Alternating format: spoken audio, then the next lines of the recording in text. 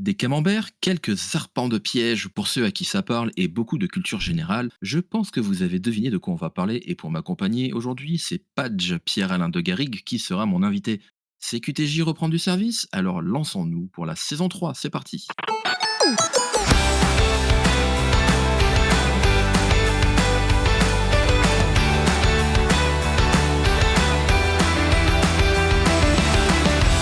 Bonjour à toutes et à tous et bienvenue pour ce 36e épisode de C'est quoi ton jeu, la toute première émission de cette saison 3 qui s'annonce riche et intense.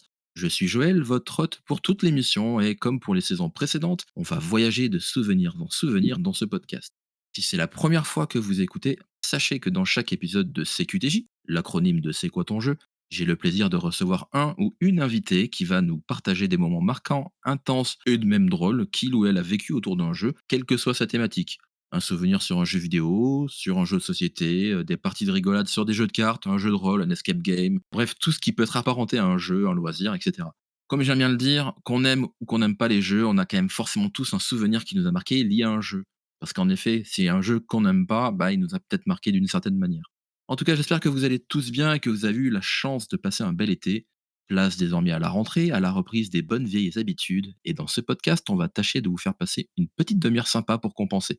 Et vous l'avez entendu en préambule, la personne que je reçois aujourd'hui est un grand comédien de doublage et comédien tout court d'ailleurs. Après Donald Renew que j'ai reçu en mars dernier, aujourd'hui j'ai l'honneur de commencer la saison 3 avec Monsieur Pierre-Alain de Garrigue. Comment vas-tu? Salut Joël, salut.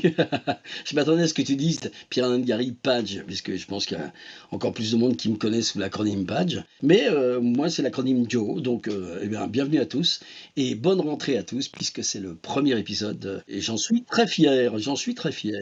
Moi aussi, hein, comme je te disais, tu es une des personnes que j'avais en tête directement quand j'ai commencé à penser le podcast et je me suis dit, ah ouais, la voix de Pierre-Alain dans le podcast, ça serait vraiment Ah, fabuleux, c'est quoi. gentil. La voix de Pierre-Alain Gary existe depuis Et 1730. tu fais pas ton âge, hein? Non, pas du tout. Non, mais c'est vrai que pour le coup, Padge, j'ai jamais vraiment su comment le prononcer. Padge, Padgé, PADG. Page, c'est souvent Page. Très bien. Comment vas-tu? Comment a été ton été? Eh ben, ça va très bien, c'est la rentrée, donc j'ai plein de choses, nouvelles qui vont arriver. Enfin, on enregistre un petit peu avant la rentrée, mais j'ai beaucoup d'actualités qui va arriver, on en parlera certainement tout à l'heure. Ouais. Tout va bien, j'ai fait des belles choses, l'année dernière, énormément de projets, énormément de conventions, énormément de travail, enfin, on appelle ça du travail, mais quand c'est dans le plaisir et la passion, c'est quand même vachement mieux. Tu m'étonnes. Et donc voilà, très content de partager ça avec toi. Et puis on va parler de tout. Puis on va parler d'un jeu parce que tu m'as posé la question parce que Ouais. quel était mon jeu. Mais ça n'a pas été facile à trouver. Mais on va en parler après. Je te laisse ouvrir. Mais ouais, ouais, t'inquiète. Alors moi, ce que je trouve sympa, c'est qu'on en parlera également encore après, ça fait beaucoup de choses dont on va parler après, mais tu as été, fut un temps, la voix de l'aubergiste de Hearthstone.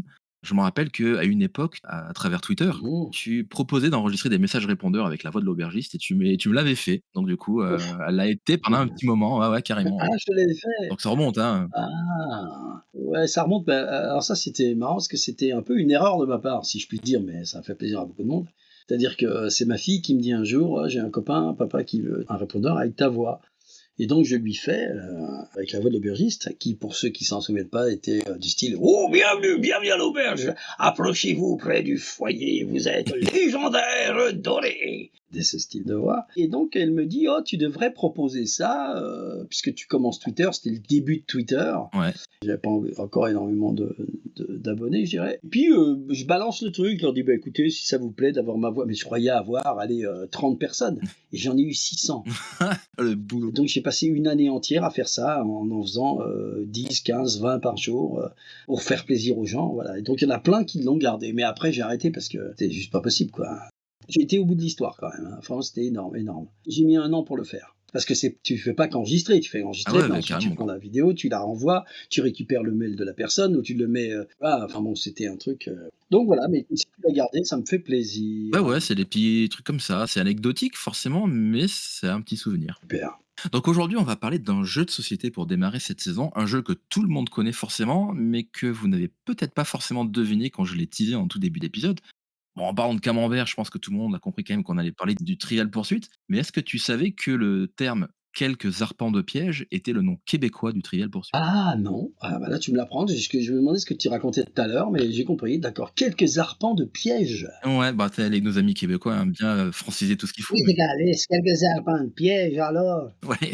Donc d'accord. alors pour la petite histoire, il faut savoir que le Trivial Pursuit, à la base, s'appelait en français Remue-Ménage. On avait bien francisé aussi tous les noms à Ah l'époque. oui, c'est pas mal, pas Et mal. donc le nom québécois, comme je vous l'ai dit, Quelques arpents de piège, a été créé par du coup 2 Québécois, Chris Hannay et Scott Abbott en 1979. Donc le jeu Trivial Pursuit est un jeu québécois à la base.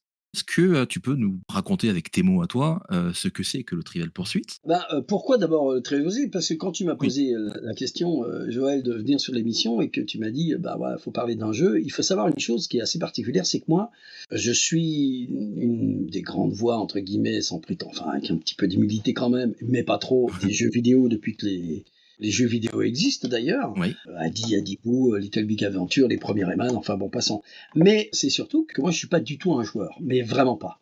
Je ne suis pas un joueur de cartes, je ne suis pas un joueur, alors surtout pas de jeux vidéo, etc. C'est-à-dire que j'ai jamais joué. Alors dans ma famille, ils étaient un peu joueurs, Ouais. mais moi pas du tout. Donc j'ai toujours été un peu le petit canard qui se met avec ses bouquins, mais qui ne joue pas. Je n'aime pas jouer. Sauf plus tard, quand le Trivial Pursuit est sorti, en fait j'ai bien craqué pour le Trivial Pursuit. Pourquoi? Ouais. Parce que notre père, qui maintenant est aux cieux, Oh, pas mal. elle est bonne celle-là, c'est joli, j'ai pas fait exprès. Donc mon père, qui est aux cieux, il vient quand il était encore là, quand nous on était 5 frères et sœurs, Ah oui! et donc, oui, oui, ouais, ouais, donc plus les parents, plus les cousins qui étaient souvent là, enfin bon, passons. Et mon père, qui était un homme très cultivé, eh bien, s'était amusé, les premiers temps, depuis qu'on était petits, nous poser des questions autour de la table. Au lieu qu'on discute de choses et d'autres, on discutait de choses et d'autres, mais surtout, son grand truc, c'était de nous poser des questions sur n'importe quoi. Et nous, on avait le droit parfois de poser des questions pour essayer de piéger les autres. Et en fait, il nous posait des questions de culture générale, d'histoire, géographie, Ouais. alors pas trop de mathématiques parce qu'il n'y avait pas trop de mathématiciens dans le coin, mais en tout cas de culture générale. Et donc c'était vraiment incroyable et on s'est forgé notre culture avec mes frères et sœurs. On s'est vraiment forgé notre culture grâce à ce système-là, ce système de questionnement. Et donc, des années et des années après, puisque en 79, moi j'avais déjà 20 ans, puisque je suis né en 59, Ouais. et donc quand on était petit, donc ça n'existait pas le Trivial Pursuit, mais mon père nous posait des questions. Et j'ai toujours trouvé que le Trivial Pursuit, c'était vraiment quelque chose qui me plaisait, mais C'est vrai. quelque part, l'histoire des camemberts, je jouais même plus avec ça. C'est-à-dire que nous, on a acheté le Trivial Pursuit à la maison, et en fait, on ne prend que les blocs de questions et on se pose des questions. C'était incroyable parce que vraiment, ça allait loin. C'était par exemple, quels sont le nom des 4 îles du Japon. Ah oui. Donc, tu vois, si tu ne savais pas, donc Hondo, Hokkaido, Shikoku, Kyushu. Tu vois, je me rappelle Ouais. encore. Terminus du transsibérien, Vladivostok. Il disait, par exemple, celui qui devait citer le plus vite, où il faisait le tour de la table, il disait, OK, citez-moi un nom des États des États-Unis commençant par M. À Michigan, ouais. Donc, voilà, Michigan. Ensuite, à toi, Philippe, genre Mississippi. Ensuite, à toi, Pierre-Alain, Maine. Voilà. Donc, on était forgés à ça. Je sais pas si tu te rends compte. Et on a eu des centaines. C'est excellent. Ah, c'était excellent. Et ça nous a forgé une grosse, grosse culture qui, moi-même, me sert énormément maintenant, vraiment à plein de niveaux. Donc, les gens ils disent, mais comment tu connais ça? J'ai dit, en fait, c'est grâce au questionnement de mon père. Et ensuite, donc, évidemment, quand on s'est retrouvés soit en vacances, etc., on a utilisé ce Trivial Pursuit d'une autre façon. Et la plupart du temps, quand on se fait des longs voyages avec ma femme ou avec des enfants, on fait des quiz, par exemple. On s'amuse vraiment. Quelqu'un prend sur son téléphone un quiz relativement... ça peut être un quiz sur Astérix, ça peut être un quiz États-Unis, ça peut être un quiz géo, histoire, enfin tout ce qu'on veut. Et donc on se pose des questions et on adore ça. Donc voilà. Donc en fait, mon rapport au Trivial Pursuit, il n'est pas du tout du fait que je joue à ça. Mon rapport, il a un rapport à la culture. Et c'est grâce à ça que moi, ça m'a beaucoup, beaucoup, beaucoup aidé. Ce qui est surtout super, c'est que le jeu, donc tu as dû découvrir peut-être 25-30 ans après, donc dans les années 80, Ah bah oui. il t'a fait ressurgir ce passé-là que tu avais en famille quand tu étais petit ou ton père, vous faisiez ce jeu-là? Bah oui, puis en plus c'était du pain béni parce que quand tu jouais avec des gens qui commençaient ce jeu-là, bah nous on avait 10 coups d'avance quoi. Parce qu'en plus nous on était beaucoup de sportifs à la maison, donc tout ce qui était le sport on connaissait par cœur, on suivait tous les sports tout le temps. En géographie on était assez bon, en histoire pas excessif mais on avait des notions. Mais là sur la science, sur les personnalités, bon après moi étant donné que je suis dans le show business, je connaissais énormément de choses puisque je m'intéressais à ça. Tu vois, il y avait un petit peu toutes les parties de la culture générale, c'est ce qu'on appelle la culture générale. Alors bizarrement, je me suis pas trop intéressé Ouais. genre de choses, questions pour un champion ou toutes les questions qu'on pose à chaque fois parce que ça, je regardais plus déjà trop la télé, même si moi, ça fait 40 ans que je travaille avec la télé pour la télé, mais je ne regarde pas la télé. Oui, mais c'est comme tu dis, enfin, tu fais du doublage de jeux vidéo, mais tu ne joues pas forcément. Exactement, c'est pareil pour la télévision, hein. Je travaille beaucoup pour la télé, mais je regarde pas la télé, en fait. À titre de comparaison, je travaille indirectement pour Netflix, je suis pas abonné à Netflix, Ouais, quoi, donc voilà, donc voilà. Quoique Netflix, c'est pas mal quand même, hein, franchement. Non, oui. ouais. Hier soir, je me suis encore refait Equalizer 2, donc j'ai adoré. Ah, Avec Denzel, oh, j'adore, j'adore, allez. j'adore. Moi, je suis né en 82, donc je suis quand même plus jeune que toi. Les gamins, Ouais, oui, c'est ça. Mais tous ces jeux-là, le Trial Pursuit a vraiment pour essence un jeu de culture G. C'est pas un jeu pour s'amuser, un jeu 2D ou quoi que ce soit.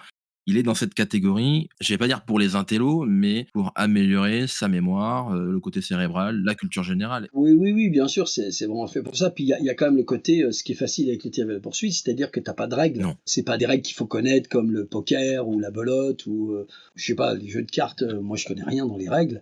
Là, t'as pas de règles. Tu réponds à une question. Voilà, n'importe qui Ouais. est à côté de toi et tu fais des équipes et qui connaît pas les règles, il peut t'aider. Ça, c'est intéressant pour ça. Mais encore une fois, je m'aperçois que c'est pas une histoire de jeu. Et même, je dirais, moi, j'ai pas un tempérament entre guillemets à vouloir absolument gagner. Ouais. J'aime bien répondre à la question, savoir que les autres sachent que j'ai répondu et que je le savais, mais je suis assez autant fasciné entre guillemets par les autres qui répondent. Puis j'ai pas, franchement, bizarrement, les gens pourraient penser que c'est le contraire dans ma vie.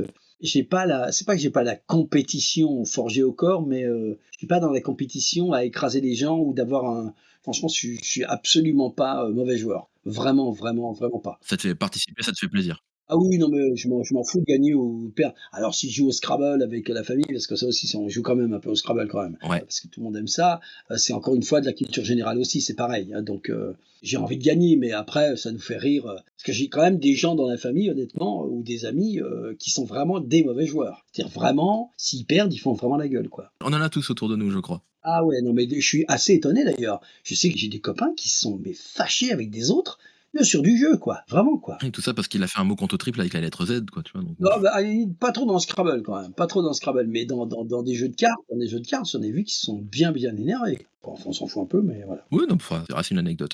Avec ta femme, tes enfants, bah, vous continuez ce jeu de quiz. Aujourd'hui, c'est vrai que les Trial Pursuit qui sont sortis, il y en a beaucoup à thème, culture G, relative à Disney, je dis n'importe quoi, mais voilà, c'est très thématique. Vous en avez un, 2, 3 des Trial Pursuit ou tu continues à faire, votre jeu de quiz avec les questions qui peuvent venir du quotidien? Non, non, parce que les questions ont aussi un peu vieilli, donc de temps en temps, on rajoute des trucs. Enfin là, ça fait longtemps qu'on n'a pas joué. Là, tu me parles de 10 dernières années. Bon, en ce moment, on joue pas tous les 4 matins au Trivial Pursuit, quoi. Quand on est en vacances, là, on va commencer, puisque là, on enregistre pendant les vacances. Ça Eh y est, oui. vous savez tout. Oui, on va jouer un petit peu, mais non, non. Après, tu t'aperçois dans les jeux de cartes, il faut quand même avoir, si tu as entre guillemets des jeunes ou un peu moins jeunes qui veulent jouer avec toi, je pense que le Trivial Pursuit de 79, voire dans les années 85, il marche plus tellement parce qu'il y a énormément de choses que c'est impossible que les gamins entre guillemets connaissent. Si tu commences à dire Ouais. qui c'était l'avant-centre de l'équipe d'Italie qui a marqué plein de buts alors qu'il était inconnu en deuxième division, qui s'appelle Toto Schilacci. Yeah. Et donc ça marche pas avec ma fille par exemple qui ne sait même pas qu'il y a eu une Coupe du Monde dans ces années-là, quoi. Ouais. Non, mais faut faire un panachage. Alors souvent, par contre, on prend des questions des années 80 et on le met avec des années. Par contre, je suis pas très fan des. J'aime bien la culture Des trucs à générale. thème? Ben, un truc à thème, Ouais. ça m'embête un peu, tu vois. Le Trivial Poursuite musique.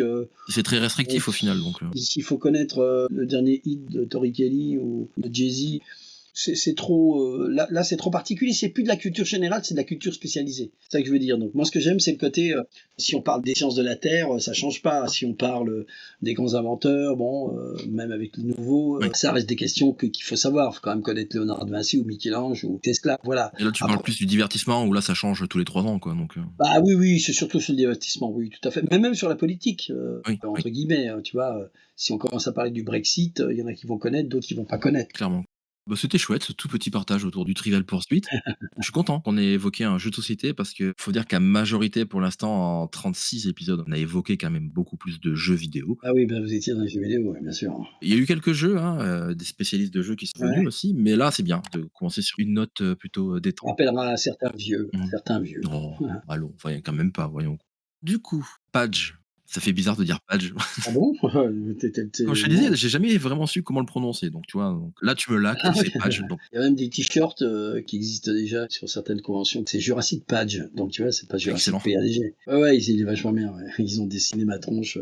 comme un dinosaure, et c'est assez marrant. Jurassic Park, il y en a plein. On voit mes cheveux longs, et avec la main, je Trop fais bien, comme si c'était de Vélociraptor. très bien. Et on vient d'en faire un autre, allez, très très prétentieusement, très autocentré, mais c'est plutôt des conneries avec mon équipe.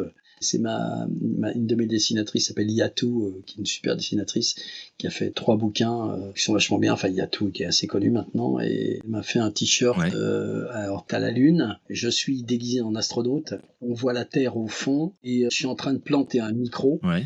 Et il y a une phrase en dessous qui dit: «Un petit pas pour l'homme, un grand page pour l'humanité». Ah, c'est pas mal, super Très sympa. con. Il est très con, je t'enverrai la photo. Avec plaisir. On parle de convention, on parle de t-shirt, tout ça. Qui es-tu, pour ceux qui ne te connaissent pas? Alors bon, je m'appelle donc Pierre-Alain de Garrigue, dit PADG. Donc PADG, pour ceux qui ne comprennent pas, c'est Pierre, P-A, Alain, D, de G, Garrigue. Badge. Et donc, je suis un comédien spécialisé dans la voix.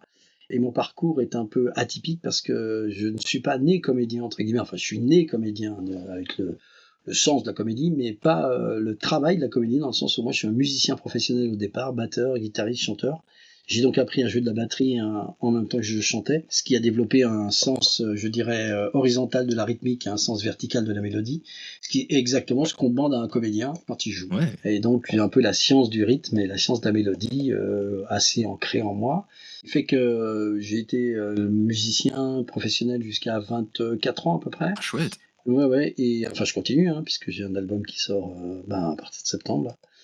Et en fait, par hasard, j'ai remplacé un comédien qui n'arrivait pas à faire une publicité dans les années 80, il y a 35 ans à peu près, et donc j'ai remplacé, j'étais vraiment fait pour ça, et donc ça a tout de suite marché. Ouais, Je me suis retrouvé à faire beaucoup de publicité, et puis ensuite des jeux vidéo, et ensuite énormément, bah voilà, toujours, donc ça fait à peu près 40 ans que je fais ce métier. c'est chouette. Bon, après, j'ai un sens de l'entreprise, c'est-à-dire que je suis un producteur, donc je n'attends pas que le téléphone sonne et me dise viens travailler avec nous. Je produis des choses, je suis un peu dans le YouTube game aussi, j'ai produit des émissions, enfin, je suis partie prenante de pas mal de Oui. projets, donc voilà, donc c'est pour ça qu'il y a beaucoup de boulot, beaucoup de travail, beaucoup de temps passé à ça et qui est du plaisir en même temps. Et donc voilà, donc en fait, il y a énormément de gens qui me retrouvent à la fois, encore une fois, sur YouTube, ensuite sur les réseaux, parce que je suis quand même assez présent sur les réseaux, plus le travail normal, que ça soit de la voix de documentaire, de la voix de jeux vidéo, de la voix de film, doublage, série. Bien que je ne sois très peu dans le doublage de film, vraiment, ni de série, parce que c'est pas... Ouais, Moi, je suis un peu étiqueté Monsieur Pub depuis tellement d'années, j'ai tellement fait de pub que souvent les chefs de plateau, ils considèrent que t'es Monsieur Pub et t'es pas Monsieur Série. Voilà, tu vois, par exemple, Donald, c'est l'inverse, quoi. Il va être monsieur dessin animé, mais relativement peu de pubs. Donald fait relativement peu de pubs, comme Richard Darbois, par exemple. ouais. Richard, pour la voix d'énergie, bon, il a fait quelques pubs, mais c'est pas les niveaux où on fait nous. Et moi, je ne fais pas autant de films que fait Richard, bien sûr. La question que j'ai envie de poser, c'est qu'à un moment donné, tu es arrivé dans le jeu vidéo et aujourd'hui, les jeux vidéo sont quand même très scénarisés. Ce qui est marrant, c'est que quand le jeu vidéo arrive et qu'il commence à penser qu'il doit y avoir une voix dessus, c'est absolument pas connu et personne ne sait ce que c'est. C'est pas les produits qui sont maintenant qui font plus d'argent que le cinéma, mais pas du tout. Donc en fait, ce qui se passe, c'est que quand ils font appel à l'époque, et encore, il faut savoir que les ordinateurs sont pas tellement implantés. On travaille sur des consoles, on travaille avec des bandes analogiques, et donc à un moment donné, que ça soit sur Adi, Adibou, Rayman, Little Big Adventure, les premiers jeux qu'on fait tout au début, Oui, il faut des voix, mais il faut qui va faire les voix là-dessus. Tous les gens qui font du doublage, ils sont souvent pris, puisque encore une fois, c'est pas du numérique, c'est de l'analogique. Donc les gens qui font le doublage sont ensemble devant la barre en train de faire un film, donc ils vont être pris une semaine, 4 jours, 5 jours. Donc il faut trouver des gens pour ce petit truc qu'on appelle du jeu vidéo à l'époque, pas encore très considéré, donc on fait appel à des gens de pub, dont je fais partie, et puis il y en avait très très peu. Donc en fait, je me retrouve dans des licences qui au départ sont vraiment pas banales, mais tu vois, on ne sait pas ce que ça va devenir. Et donc on me fait appel pour les premiers jeux, parce que je travaille très très vite, et ils veulent des gens qui mmh, travaillent vite, parce que pour eux c'est comme de la pub quelque part. Mais encore une fois, on est loin du business show qu'est maintenant le jeu vidéo, hein. Franchement, c'était confidentiel au départ, complètement. c'est vrai. Et donc j'ai continué là-dedans, et c'est vrai que quand tu fais des licences de Star Wars, Oblivion, Portal, puis après tu rentres dans l'univers Blizzard, Warcraft, League of Legends, Ouais. etc. Quand on est avec ces grosses licences, à un moment donné, tu fais les licences, puis après 5, 6, 7 ans, 8 ans après, on t'en reparle, on dit tiens, il y a un nouveau truc, tu fais Oddworld, l'Odyssée d'Abe, par exemple. Quand je fais Abe, je le fais pendant un jour, mais ça devient un carton atomique, quoi. En fait, tu te retrouves à faire des choses qui te paraissent confidentielles, mais qui deviennent au bout du compte assez mythiques, comme encore une fois Hearthstone ou League of Legends.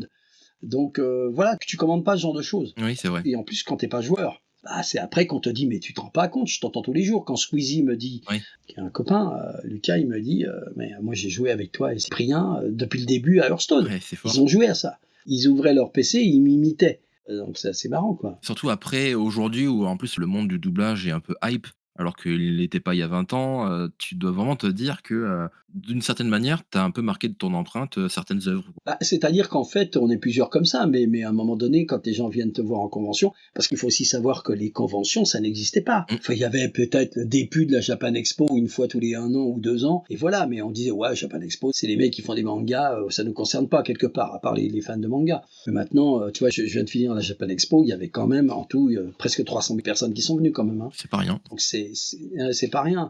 Et donc les conventions, les invitations dans les trucs, et puis les réseaux sociaux. Les réseaux sociaux ont développé, comme tu dis, une hype autour du métier de comédien de doublage, parce que les gens ont voulu faire ça, parce qu'aussi dans la société où on vit, il y a beaucoup de gens qui veulent changer de métier, qui s'emmerdent un peu dans leur filière et qui voudraient faire des trucs marrants, donc qui découvrent à travers les réseaux sociaux des sortes de stars ou de petites starlettes qui s'amusent. Ah, c'est vachement bien de faire du dessin animé. Moi, j'ai une petite voix, je fais de l'imitation. Donc tout le monde veut faire ça. Oui. Donc ensuite, et puis tu as les conventions, rien que le cosplay, par exemple, le cosplay, tu parlais de cosplay, on parle de cosplay il y a 10 ans, personne ne sait ce que c'est, quoi, honnêtement. Alors que maintenant, tu as une convention où il n'y a pas de concours de cosplay, les mecs disent c'est pas possible, tu as des cosplays partout. Oui, c'est vrai. Et maintenant, je peux aller presque chaque semaine, je ne le fais pas tout le temps parce que j'ai une famille quand même, mais je peux aller chaque semaine à un endroit de France pour aller faire une convention si je veux.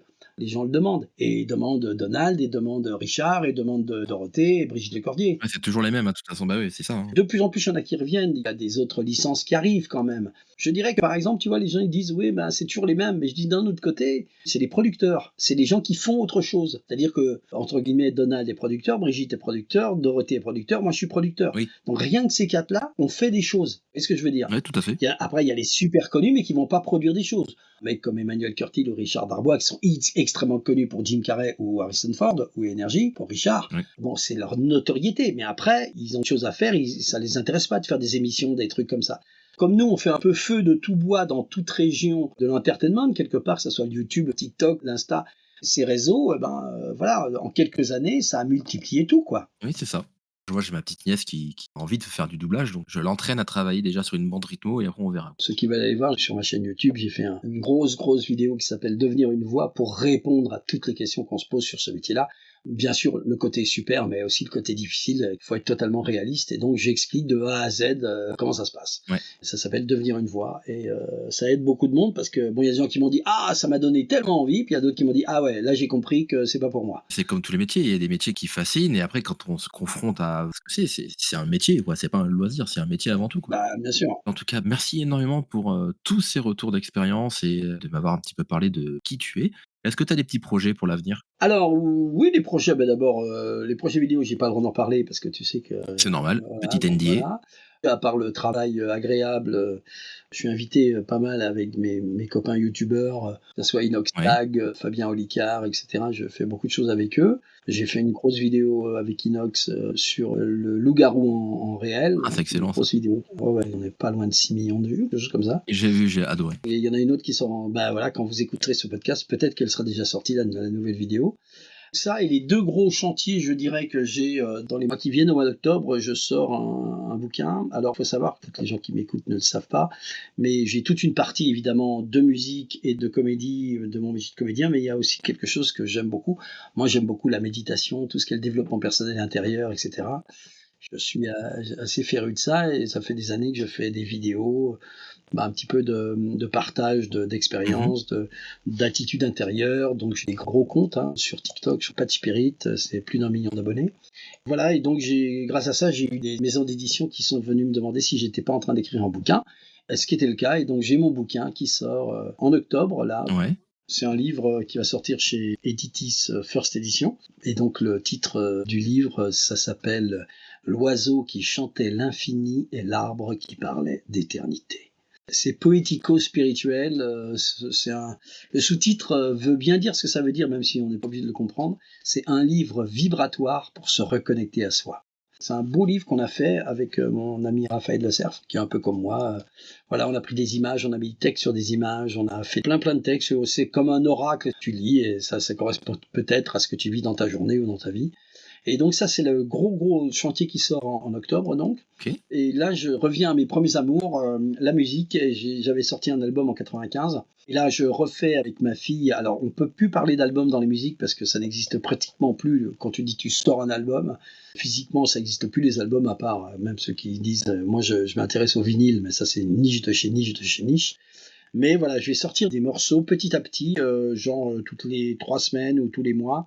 Il y aura un morceau clippé, et donc c'est du funk, chill, je dirais, c'est-à-dire c'est du funk. L'album s'appelle Et Good Vibes. ça donne envie. La good vibe, c'est-à-dire t'écoutes ça, c'est cool et du plaisir, c'est de la joie plutôt que je me prends pas la tête, c'est pas du hard rock, c'est du funk. C'est oui à écouter. Écoute, vous découvrirez ça à partir de, je pense que à partir de fin septembre, le premier clip sortira ou début octobre. À écouter. Très bien. Tu me donneras ça en off, tu me donneras toutes les infos, les liens de tes réseaux et tout ça, comme ça je les mettrai dans les notes de l'émission. Bien sûr, bien sûr. En tout cas, si on veut te suivre directement, j'imagine ton Twitter, ta chaîne YouTube, Instagram peut-être? Oui, oui, Insta, c'est Page officiel, c'est relativement simple. Pratiquement sur tout Twitter, c'est Page officiel, Insta, c'est Page officiel, TikTok, c'est Page officiel et Page Spirit, Facebook, c'est Page officiel. C'est facile de me trouver, hein. Voilà, pour les auditeurs, ce sera encore plus simple, il suffira d'aller sur la page du podcast et j'aurai mis tous les liens vers tes réseaux. Il y aura juste ton adresse perso, postale qui ne sera pas, donc t'inquiète J'ai pas. même pas peur, moi. J'ai D'accord, même pas OK. peur. Très sympa. Merci, Joël. Pour le podcast, vous pourrez retrouver toutes les infos sur cqtj.fr, Super. sur Instagram CQTJ Podcast et sur mon Twitter perso @joels82 JOELSSS 82. D'ailleurs, j'en profite aussi pour remercier un auditeur en particulier, qui a le Ah! doux pseudonyme de Bref de jeu, Ouais. qui a, durant la pause estivale, fait une refonte totale du site web cqtj.fr. Oh! Le site aujourd'hui est bien plus représentatif que ce que moi j'avais bricolé, au tout début du podcast. Alors vraiment merci à lui pour toute l'énergie qu'il y a mis, les précieux conseils que tu m'as prodigués, l'actualisation sur certains logiciels. Bah, écoute, on le remercie aussi. Bravo. Super. Voilà, donc merci à toi, Bref de jeu, et du coup, allez faire un tour sur cqtj.fr. Le design a un petit peu changé. Top. Merci Patch pour ta sympathie. Un petit mot pour finir? Bah, écoute, un petit mot. Bah, merci de faire ce genre d'émission parce que c'est vachement sympa. En plus, on fait découvrir aux gens, bon, là, les gens, ils savent un petit peu les métiers, mais c'est bien parce que ça change un petit peu aussi des questions qu'on me pose d'habitude, tu vois. D'avoir parlé de ça, c'est un peu comme l'autre jour, j'ai des gastronogeeks, et je sais pas si tu vois qui c'est, Aussi, très bien. et Thibaut me pose des questions sur la cuisine. Voilà, c'est bien, on répond pas toujours au même type de questions, mais ce qui est pas grave du tout. Et un petit mot pour dire toujours pareil, c'est ce que je dis souvent, même si c'est pas un truc de comédien, je dis faites bien attention à la manière dont vous pensez, la manière dont vous sentez les choses. Et soyez conscient de vous-même à tous les niveaux si vous voulez progresser dans votre vie, vraiment, on pourra même faire une émission là-dessus un jour peut-être, mais bon, ça ne concerne pas les jeux.